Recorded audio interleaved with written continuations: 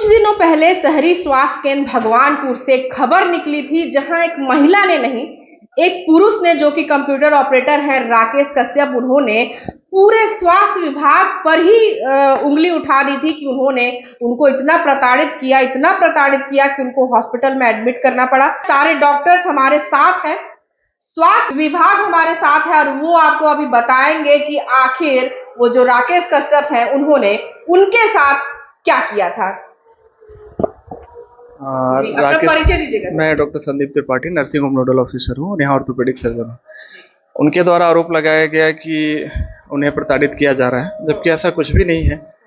हमें कलेक्टर साहब के यहाँ जन दर्शन में शिकायत हुई थी, उसके बाद इंस्पेक्शन में जांच करने जाना था। जांच में 2-3 बिंदु थे। पहला है वो कि वो प्रैक्टिस करते हैं अपने सरकारी टाइम से बाहर जाने के बाद, जबकि वो एलिजिबल नहीं है। तो फार्मेसी में गए, फार्मेसी में जांच के दौरान कोई फार्मासिस्ट नहीं था। उनके पिताजी हैं जो अकेले किराना दुकान चलाते हैं और दवाई दुकान चलाते हैं। ये कैसे पॉसिबल है? ये दोनों कैसे पॉसिबल है एक साथ चलाना सर? ये बिल्कुल पॉसिबल नहीं है। इसी के खिलाफ शिकायत की गई थी। किसी व्यक्ति ने शिकायत की थी कि वो एक ही साथ दोनों दुकान चला रहे हैं और बिना लाइसेंस के चला रहे हैं। तो इंस्पेक्शन के दौरान पाया गया कि एक ही व्यक्ति है जो दोनों दुकान चला रहे हैं और वहाँ कोई फार्मासिस्ट मौजूद नहीं था। इसके बाद इनसे लगातार इनका जो दूसरा काम था कि ये डाटा एंट्री ऑपरेटर हैं, जो मनीष तिवारी, इनके द्वारा भी शिकायत आई थी डॉक्टर मनीष तिवारी के द्वारा कि इनके जो आयुष्मान कार्ड के मनी को वो किसी दूसरे डॉक्टर के उसमें ट्रांसफर करा चुके थे किसी भी कारण से। तो लगातार विभाग द्वारा उनके ऊपर प्रेशर बनाया जा रहा है कि आप डॉक्यूमेंट अवेलेबल कराइए। पिछले 4-5 दिनों में उनसे रोज मांगा जा रहा है। फिर वो नहीं देने के कारण फिर हमने उनसे बोला कि भाई क्या कारण है, आप डॉक्यूमेंट नहीं दे पा रहे हैं। सर आज यहाँ है, कल वहाँ है, परसों वहाँ है, रोज यही बहाने बनाते रहे। जब फाइनली प्रेशर बनाया गया कि आप डॉक्यूमेंट ले आइए और सीएमओ ऑफिस में बैठिए और सारे अधिकारियों के सामने उसको क्लियर कीजिए, अगले दिन वो आरोप लगा रहे हैं कि मैं तो प्रताड़ित हो रहा हूँ, आईसीयू में भर्ती हो रहे हैं। पिताजी ने कहा कि आप सभी ने मिलकर उनको इतना प्रताड़ित किया कि उनकी तबीयत खराब। उस बारे में भी मैंने वहाँ के डॉक्टरों से बात की। मेडिकल कॉलेज पे जो हमारे सीनियर हैं, तो उनका कहना है कि वो एंजाइटी डिप्रेशन है बस, और डिप्रेशन किसी चीज को प्रूफ नहीं किया जा सकता मेडिकल साइंस में। डिप्रेशन अचानक से 2 दिन में किसको होगा? अभी रिसेंटली उनकी शादी हुई है। अगर ऐसा था तो अच्छी खासी शादी करके फिर वो डिप्रेस कैसे हो गया अचानक? तो वो डिप्रेशन नहीं है। फिर एक और तथ्य सामने आया है कि वो 2 दिन बाद खुद से डॉक्टर को, नहीं हम लोग को छुट्टी कीजिए, हम रायपुर ले जाएंगे मर्जी के खिलाफ। तो फाइल में साइन करके गए हैं, जिसको हमारी भाषा में लामा बोला जाता है कि मैं अब यहाँ इलाज नहीं कराना चाहता, मैं रायपुर जाना चाहता हूँ। तो वो भी इसका मतलब क्लियर है कि आप अगर बीमार हैं, आईसीयू में हैं, तो आप 2 दिन बाद अपनी मर्जी से लिख के रायपुर क्यों जाना चाह रहे हैं? और यहाँ जो चेकअप्स हुए उनकी, उसमें क्या निकला? उसमें कुछ भी नहीं है। वो सिर्फ डॉक्टर द्वारा क्वारी की गई है कि एंजाइटी है, डिप्रेशन है। उसमें कोई सारे रिपोर्ट्स लगभग नॉर्मल है। और अभी भी हम उनसे सिर्फ डॉक्यूमेंट मांग रहे हैं। हम तो ये बोल रहे हैं कि आप आइए, यहाँ बैठिए कार्यालय में, और हमारे पास जो शिकायत है जो भी है, इसका आप अपना डॉक्यूमेंट प्रूफ दीजिए। तो वो प्रूफ नहीं दे पा रहे हैं, उनके पास कोई डॉक्यूमेंट अवेलेबल नहीं है, तो वो बहाने मार के, आरोप लगा के और गलत तरीके से गायब हो गए हैं। अब हमारे साथ और भी डॉक्टर हैं जिनके ऊपर सीधे 50,000 रुपए मांगने का आरोप लगा है। सर अपना परिचय दीजिए। मैं डॉक्टर वाई के किंडो, डीएलओ अंबिकापुर। हम जिस दिन 3 तारीख को हमने मीटिंग रखा, उससे पहले हमने जांच के लिए गया हुआ था वहां पे, मैं और डॉक्टर संदीप त्रिपाठी। तो हम लोग देखे कि एक उनके पिताजी हैं, टेबल में आला रखा हुआ है, और पिताजी जो है किराने दुकान में है, कभी किराने दुकान दे रहे हैं, फिर इधर जो दवाई पेशेंट आ रहे हैं उनको दवाई काट के दे रहे हैं। तो ये सब चीजें हमने रिकॉर्ड किए, जो कहीं से भी उचित नहीं है मैम। ये सरासर, और जो आरोप लगाया गया है हम पे, ये सरासर बेबुनियाद है और निराधार है। इसमें शक की कोई गुंजाइश नहीं। जो भी जांच होगा न्यायालयीन प्रक्रिया में जो चलेगा, वो दूध का दूध, पानी का पानी हो जाएगा। क्या लगता है आपको कि इस तरीके का आरोप आपके ऊपर क्यों लगाया गया? उसका मेन कारण ये है मैम कि जो भी मनीष तिवारी के इंसेंटिव है, इंसेंटिव के सारे पोल मैंने खोले हैं। मेरे को ओन रिकॉर्ड आप 21 से लेके 25 तक के सारे रिकॉर्ड, बकायदा ओपीडी टिकट जिसमें मनीष की राइटिंग है, केस शीट, ओपीडी का केस शीट। तो इन सब को मैंने पूरे डीप तहकीकात कर गया, तो सबसे ज्यादा खुन्नस मेरे ऊपर ले लिया। अच्छा।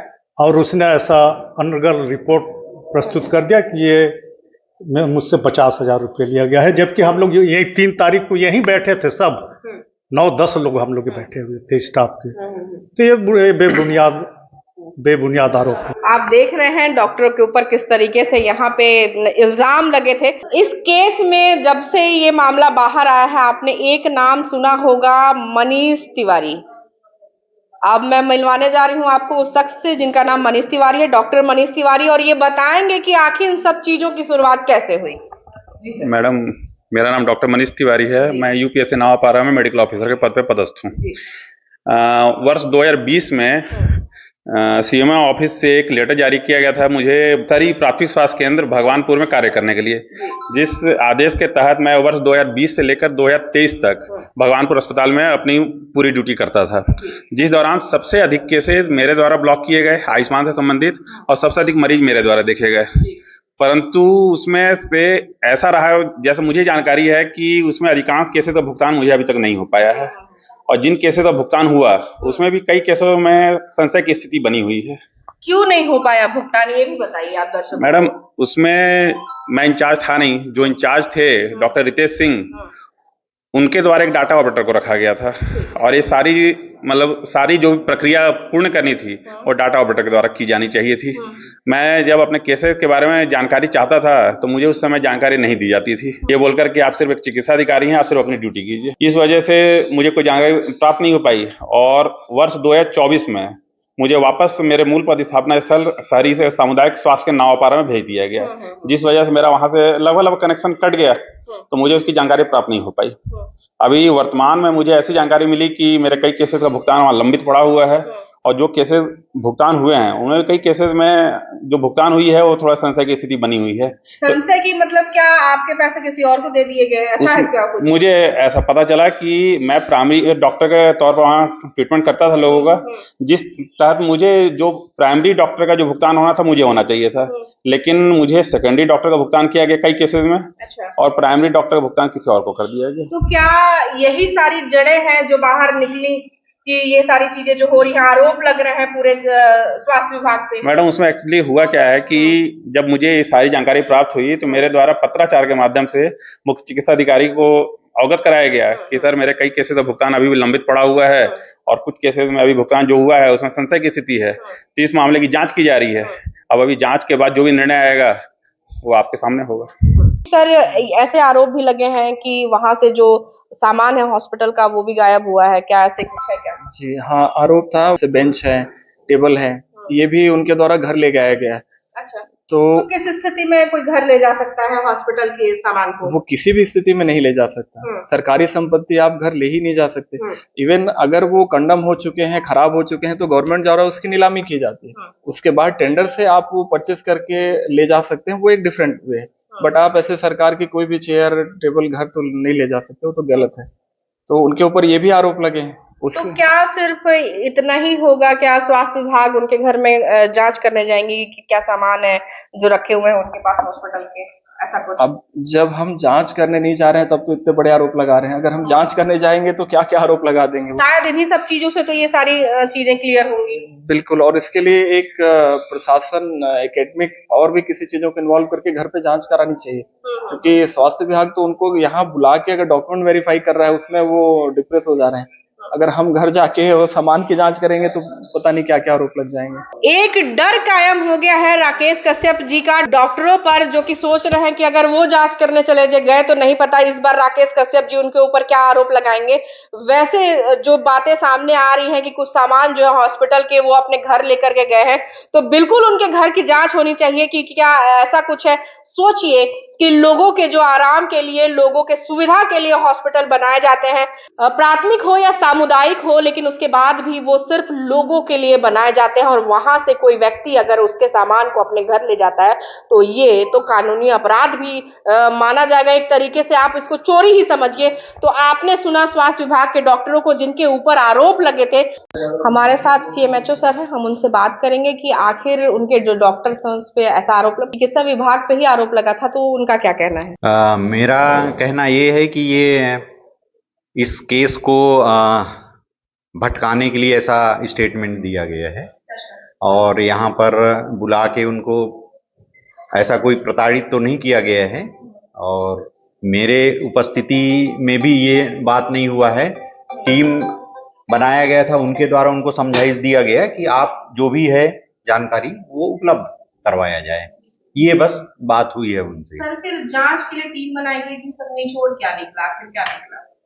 निचोड़ में प्रथम दृष्टया तो यही पता चला है कि जो आरोप लगाया गया है वो गलत है और जो मनीष तिवारी जिस चीज की मांग कर रहे हैं इतने दिन से वो एक तरह से सही निकल रहे हैं। जो जितने केस देखा गया है उसमें वो सही साबित हो रहे हैं। जिला चिकित्सालय में वो मेडिकल कॉलेज में एडमिट हुए, उसके बाद अब रायपुर रेफर हो गए।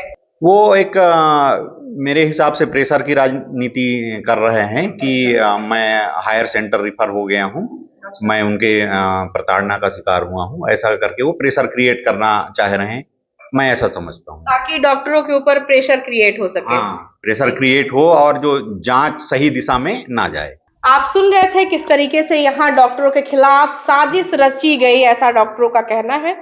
राकेश कश्यप जी हैं उनके द्वारा।